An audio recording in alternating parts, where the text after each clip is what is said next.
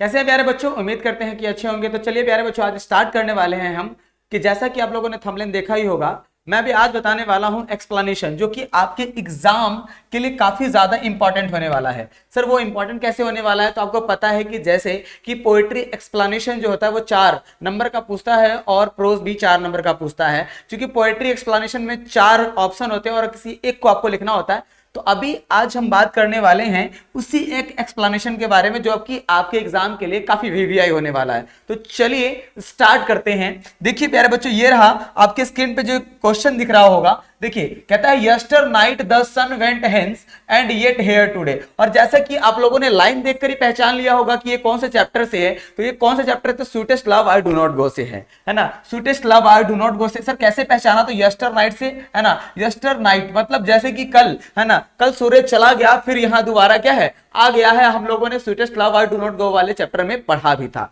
देखिए तो एक्सप्लेनेशन कैसे करेंगे प्यारे बच्चों? तो आपको पता ही होगा, जब एक लाइन हो तो हम लोग दिस लाइन का यूज करते हैं, एक से ज्यादा लाइन हो तो दीज लाइन का यूज करते हैं। तो हम ये क्या यूज करेंगे? तो दीज लाइन्स हैव बीन, ठीक है ना। These lines have been taken from, कहां, ये क्या एक पोयम है, तो these lines have been taken from the poem. और कहां से लिया गया?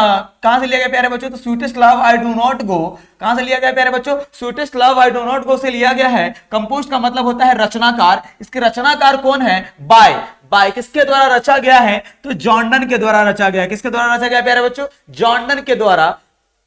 और कहता है वॉज ही वॉज, और बार बार हम लोग जॉर्डन को रिपीट नहीं करेंगे, इसलिए उसके लिए हम लोग क्या यूज करेंगे प्यारे बच्चों? ही। और आपको पता, अगर ऑब्जेक्टिव अच्छे तरीके से याद है तो आराम से आप एक्सप्लेन कर सकते हैं ना। He was born in 1572। इनका जन्म कब हुआ? तो 1572 में। एंड डाइड इन, है ना, 1631। इनका निधन कब हो गया? तो 1631 में हो गया, है ना। He was a metaphysical poet. और ये क्या थे? तो एक मेटाफिजिकल पोएट थे, ठीक है। इतना जब आप लिख देते हैं तो आपको 4 में से 2 मार्क्स आराम से मिल जाएंगे। बट क्या है ना कि 2 मार्क्स के लिए तो हम पढ़ नहीं रहे हैं और 2 मार्क्स के लिए हम आपको बताएंगे भी नहीं। यहाँ पे मैंने बताया कि 4 मार्क्स आपके पक्के हैं, एकदम कंफर्म।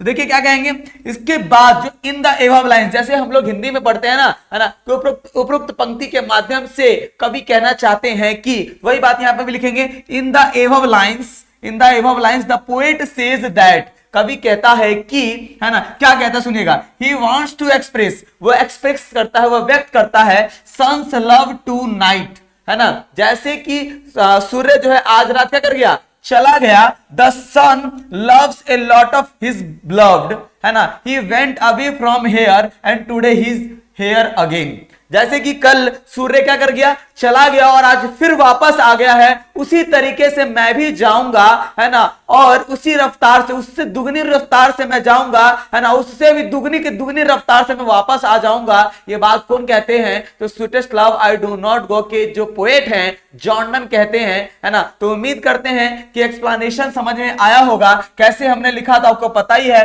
कि सबसे पहले क्या करेंगे? तो these lines have been taken from, कहां से लिया गया है? तो sweetest love I do not go से लिया गया है, वो पहले लिख देंगे हम। इसके बाद रचा किसने है? तो जॉर्डन ने रचा है, तो हम लोग जॉर्डन के बारे में लिख देंगे प्यारे बच्चों, है ना। इसके बाद ही वाज बॉर्न इन, इन्होंने, इनका जन्म कब हुआ? तो जन्म के बारे में लिख देंगे जन्म। डाइड इन, निधन कब हुआ? तो 1631 में हुआ। एक कैसे पोएट है? तो मेटाफिजिकल पोएट। ये ऑब्जेक्टिव जिसको अगर याद होगा तो एक्सप्लेनेशन बनाना बहुत आसान है। इसके बाद फिर पैराग्राफ चेंज करेंगे और लिखेंगे इन द एबव लाइंस, मतलब उपरोक्त पंक्ति के माध्यम से कवि कहना चाहते हैं कि, है ना, अब क्या कहना चाहते हैं इसी बात को। अगर जो बच्चे को ये याद नहीं करना है तो टेंशन मत लेना, बस यहां तक तुम लिख दो और यहां तक, और यहां तक लिखने के बाद फिर तुम दोबारा वही चीज को उतार दो जिसको याद नहीं हो रहा है ना। तो उसके लिए क्लियर हो गया प्यारे बच्चों। तो यही हमारा एक्सप्लेनेशन था। फटाफट एक बार क्या कर देंगे आप लोग? स्क्रीनशॉट ले लेंगे।